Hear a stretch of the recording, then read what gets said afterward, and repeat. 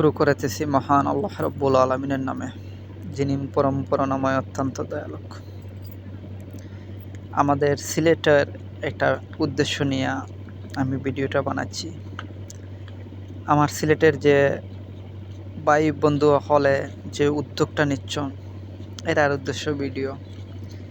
ভাই, আমি কোনো ইউটিউবার নয়, কোনো ভাইরাল মানুষও নয়।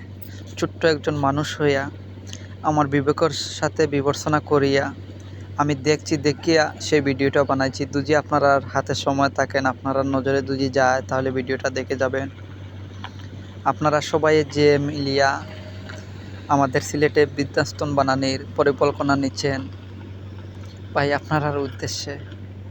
ভাই, বাংলাদেশের 64টা ডিস্ট্রিক্টের ভিতরে কমে বেশি আমি চলাফেরা করছি, আপনারা সবাইও কমে বেশি চলাফেরা করছেন। আমার মনেও ধরছে এবং আমার মন থেকে আমি কথাগুলো বলে যাচ্ছি যে আমাদের সিলেটের মানুষের ভিতরে যতটুকু মায়া মহব্বতে কাজ করে, আন্তরিক ভালোবাসায় কাজ করে, বাংলাদেশে আর কোথায় নয়।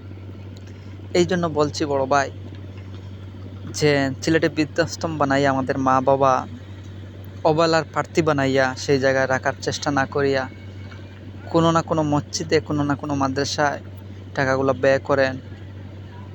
এবং আপনি যে উদ্যোগটা নিয়েছেন, আপনাকে অসংখ্য ধন্যবাদ। আমাদের বাইনতে যে বা যারা আছেন জড়িত সবাইকে অন্তঃস্থল থেকে ধন্যবাদ।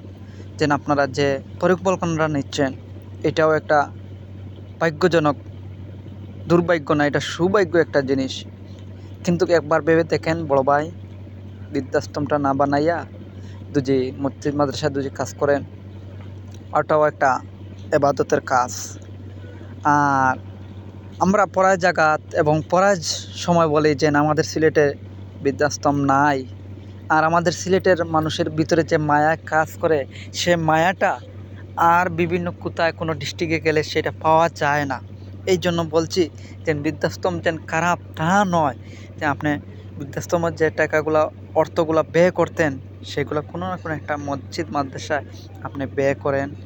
আপনাদের পাশে সবাই থাকবো, সবাই সাপোর্ট করব। হ্যাঁ, আপনি যদি বৃদ্ধাশ্রম বানান যেন আপনার পাশে কেউ থাকতো না, তা কিছু নয়।